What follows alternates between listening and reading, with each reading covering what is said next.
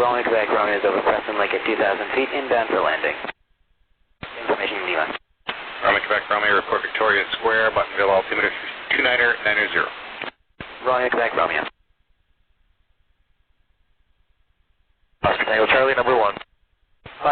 Rolling Quebec Romeo is over Victoria Square at 2,000 feet.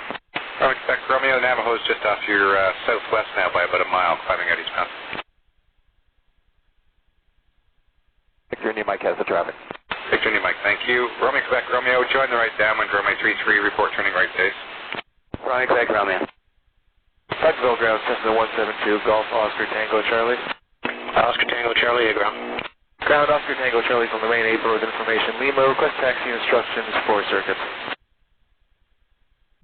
Oscar Tango Charlie, altimeter 2990, taxi Bravo cross runway 21, squawk code of 5304. Oscar Tango Charlie 5304.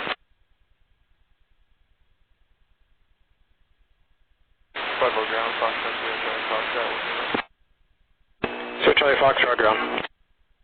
Sir Charlie Foxtrot on the main April with taxi instructions for access to local north.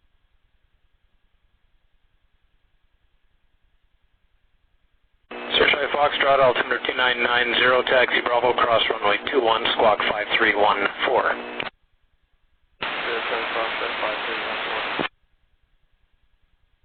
Alpha Charlie Juliet, standing base for touch and go. Alpha Charlie Juliet, wind 360 at 15, clear touch and go, runway 33. Alpha Charlie Juliet. Tower to the Oscar Papa with Lima. Juliet Oscar Papa, Bungle. Juliet Oscar Papa is about 7 to the northeast. Juliet Oscar Papa, and what would you like to do? What's your altitude? Juliet Oscar Papa is inbound for landing, and we're at 3,000 presently.